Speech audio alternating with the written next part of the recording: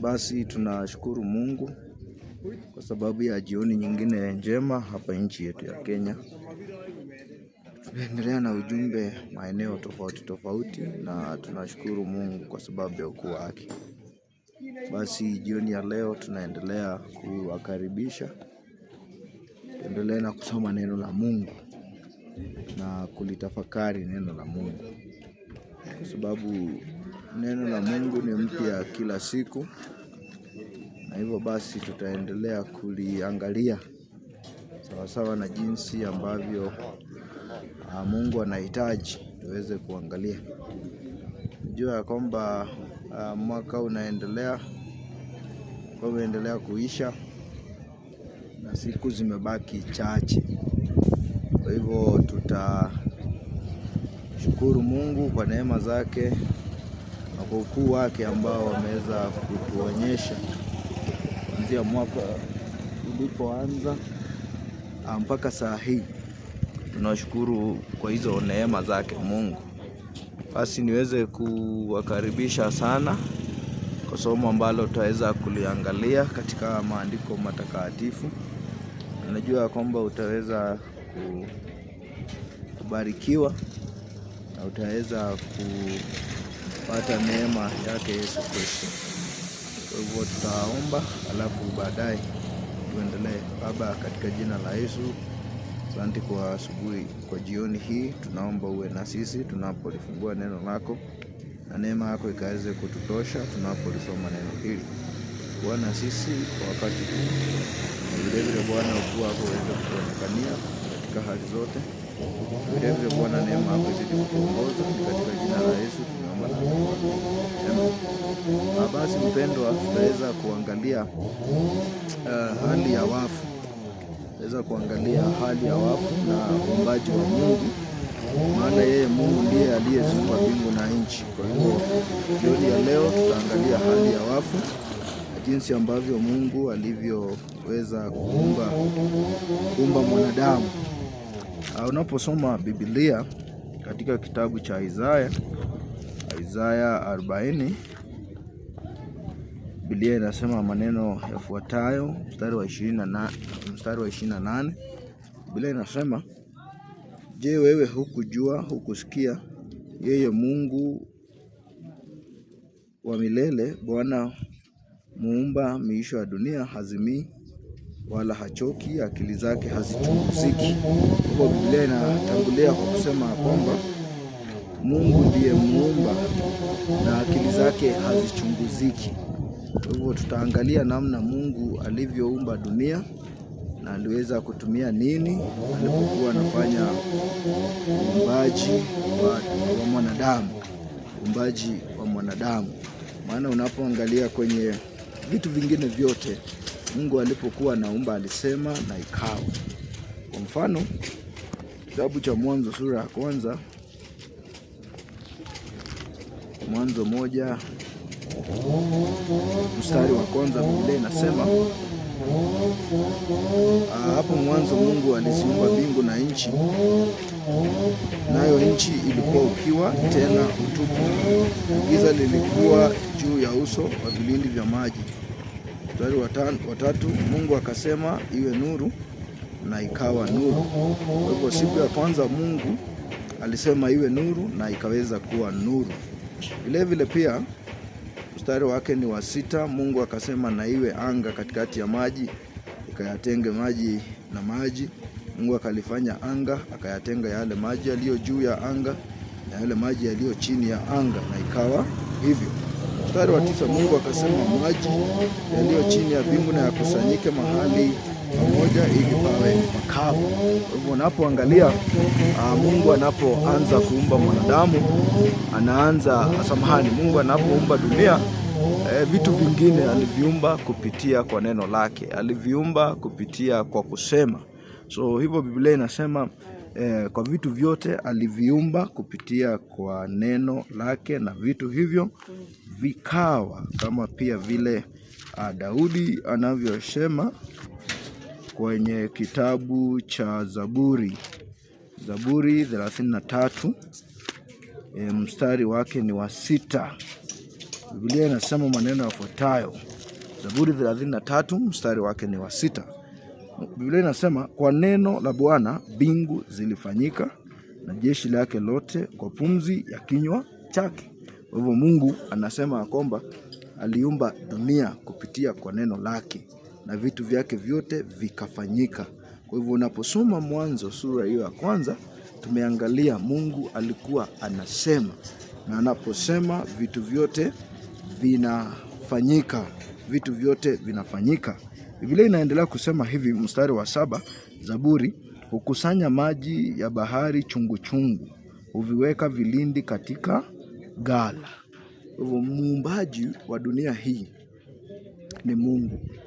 Kwa hivyo the source ya dunia hii ama chanzo cha dunia hii ilikuwa ni Mungu mwenyewe. Kando na jinsi ambavyo labda kunaweza kuwa na theolojia nyingi ya kwamba labda kwa njia moja ama nyingine dunia ilitoka kwenye vitu ambavyo vililipuka ama vilipuzi fulani, kuna usemi huu, lakini Biblia inasema maneno yafuatayo katika kitabu cha Waibrania 11 mstari wake ni wa 3. Neno la Mungu linasema maneno yafuatayo. Tunaweza anza mstari wa kwanza. Basi imani ni kuwa na hakika ya mambo yatarajiwayo, ni bayana ya mambo yasiyoonekana, maana hiyo wazee wetu walishuhudia. Kwa imani tufahamu ya kuwa ulimwengu uliumbwa kwa neno la Mungu, hata vitu vionekanavyo na zisivyoonekana hata vitu vinavyoonekana havikufanywa kwa vitu vilivyo dhahiri. Kwa hivyo Biblia inasema kwamba kwa neno la Mungu, kwa imani tunafahamu ya kwamba dunia iliweza kuumbwa na iliumbwa kupitia kwa neno la Mungu. Ndiposa tumesoma Mwanzo sura ile ni ya kwanza. Biblia inasema kwamba mstari wa 3 na wa 5 ya kwamba Mungu alizifanya mbingu na nchi, na alifanya hivyo mbingu na nchi kupitia kwa neno lake. Kwa hivyo mtazamaji, ni jambo la busara kuelewa ya kwamba Mungu yeye ndiye muumba wa dunia. Tunajaribu kutafakari na kutafuta ilikuwaje, Mungu alifanya namna gani. Pia tunaweza pata udhibitisho mwingine ya kwamba yeye Mungu yeye ndiye muumbaji. Tunaweza dhibitisha ama tunaweza pata udhibitisho mwingine katika kitabu cha Nehemia. Tusoma Nehemia kudhibitisha kwamba ni nani aliyezifanya mbingu na nchi. Kitabu cha Nehemia tukiangazia kiweze kutusaidia ni nani muumbaji, ni nani aliyeziumba mbingu na nchi. Basi Biblia inasema hivi, Nehemia 9 mstari wake ni wa 6. Basi neno la Mungu linasema, Ezra akasema, wewe ndiwe Bwana, wewe peke yako, wewe ulifanya mbingu za mbingu pamoja na jeshi lake lote, dunia na vyote vilivyomo, bahari na vitu vyote vilivyomo, nawe umevihifadhi vitu hivi vyote, na jeshi la mbinguni la kusujudu wewe. Kwa hivyo Biblia inasema kwenye kitabu hicho cha Nehemia 9:6 ya kwamba Mungu ndiye aliyeziumba mbingu za mbingu. Yaani kwa hivyo dunia ina mwanzilishi wake ambao Biblia imesema ni Mungu, na Mungu huyu ndiye aliyeziumba mbingu hizo za mbingu, mahali ambapo anaketi ama mahali ambapo anakaa. Huo ni udhibitisho mwingine zaidi. Pia udhibitisho mwingine ya kuwa dunia ilipata muumbaji katika kitabu cha Ufunuo 14 mstari wake ni wa 7.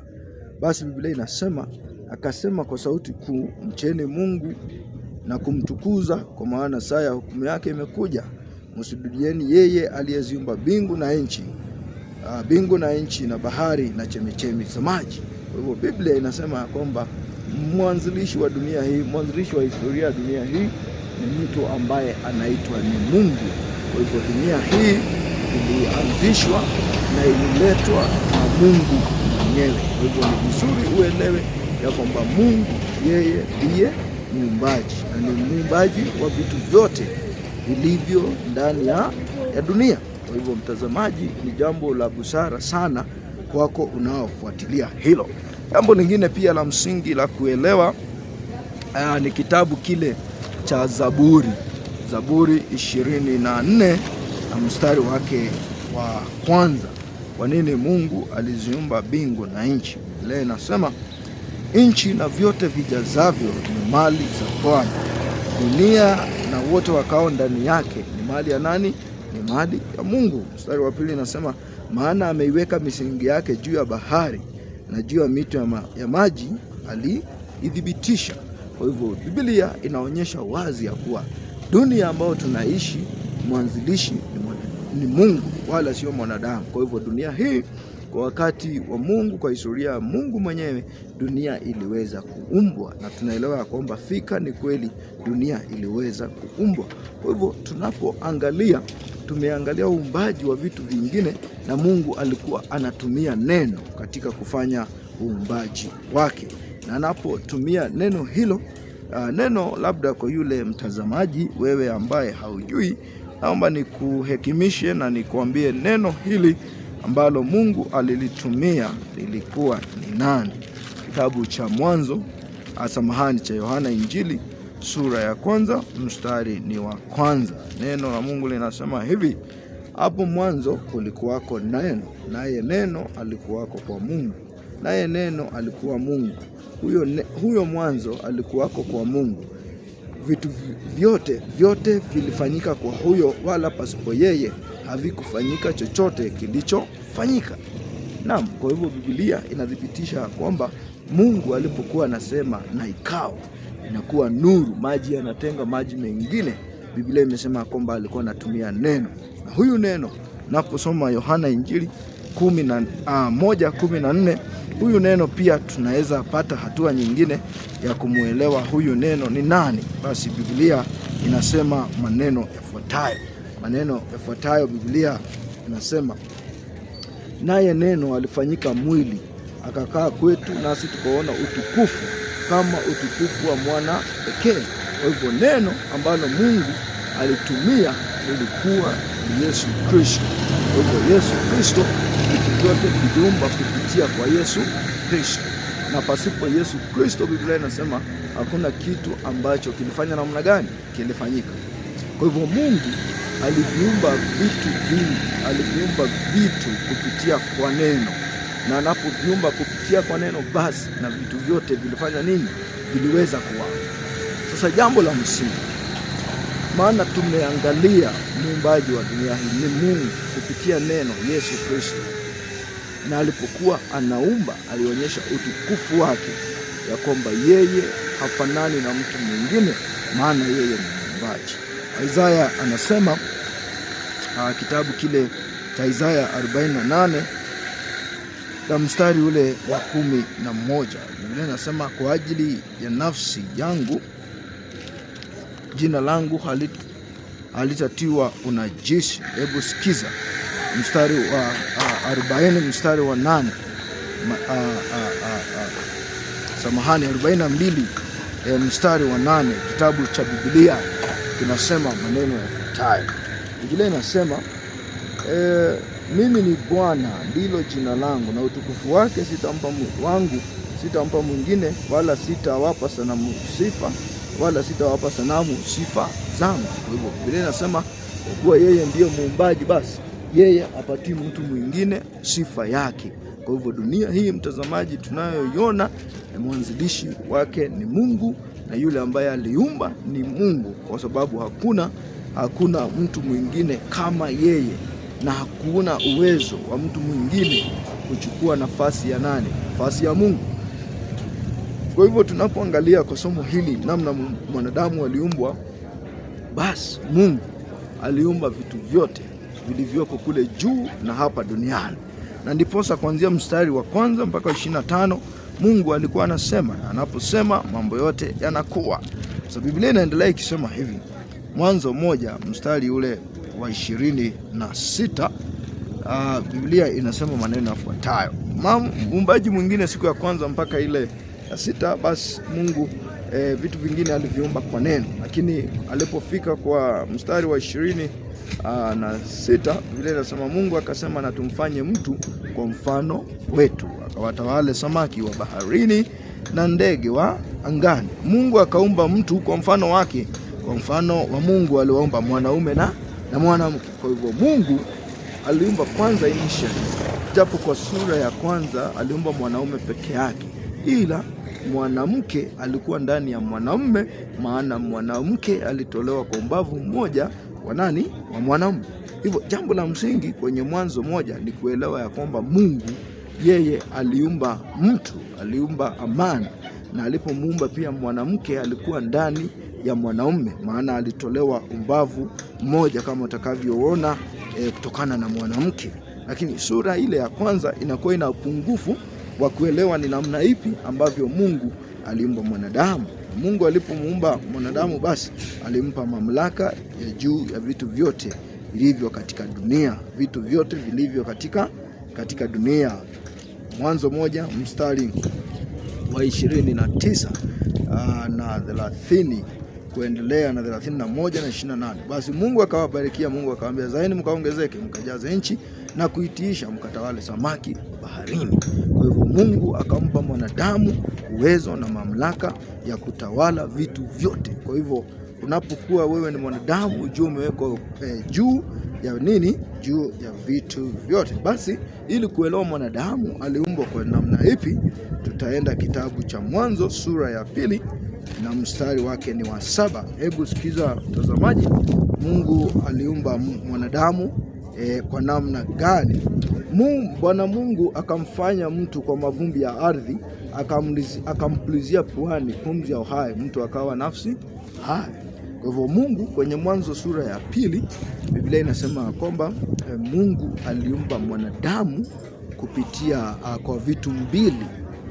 Biblia inasema vitu mbili vya msingi. Kitu cha kwanza Mungu alitumia ni mavumbi ya ardhi.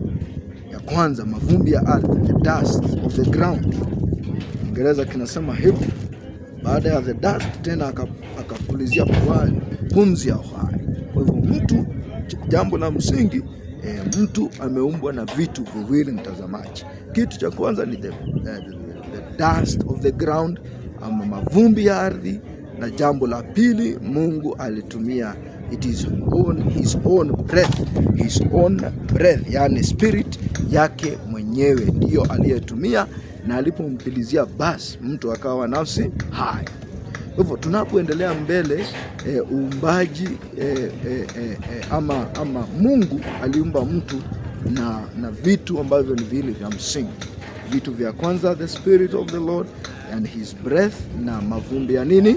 Mavumbi ya ardhi. Kwa hivyo tutakomea hapo kwa sasa, na najua utabarikiwa. Tutaendelea kwa sehemu nyingine. Basi baada ya hiyo ni nini kilijiri? Mambo mawili. Mwanadamu aliumbwa kwa pumzi ya Mungu na mavumbi ya ardhi. Hivyo ni kumaanisha kwamba Mungu wetu yeye ndio mwanzilishi wa mwanadamu. Yeye ndio mwanzilishi wa mwanadamu. Ndio maana pia Mungu anasema katika kitabu cha Ayubu mtazamaji, Ayubu 33 na mstari wake ni wa 4, Biblia inasema roho ya Mungu imeniumba na pumzi ya Mwenyezi Mungu hunipa uhai. Kwa hivyo pumzi hiyo ya Mungu ndio inampa mwanadamu uhai. Kwa hivyo Biblia inaposema kwamba Mungu alimuumba mwanadamu, basi pasipo pumzi ya Mungu basi wewe unakuwa haupo uhai. Ndiposa tunasema wakati pumzi inapomuondoka mtu, basi mwanadamu anabaki kuwa yeye ni mfu, anakuwa yeye ni mfu. Na basi tunapoondoa pumzi ya Mungu ama mavumbi kutoka kwa pumzi ya mwanadamu, basi unakuwa umekufa. Na hiyo ndio lengo, ama hilo ndio jambo la msingi la kuelewa ya kwamba Mungu yeye aliumba mwanadamu na vitu hivyo viwili vya maana. Kwa hivyo Mungu anahitaji tuelewe ni sampuli ipi alipoumba mwanadamu na aliweza kutumia nini, na anapomuumba basi uelewe ya kwamba fika jambo la kipekee ni wewe kuelewa ya kwamba wewe kazi ya mwanadamu, kazi ya Mungu, samahani.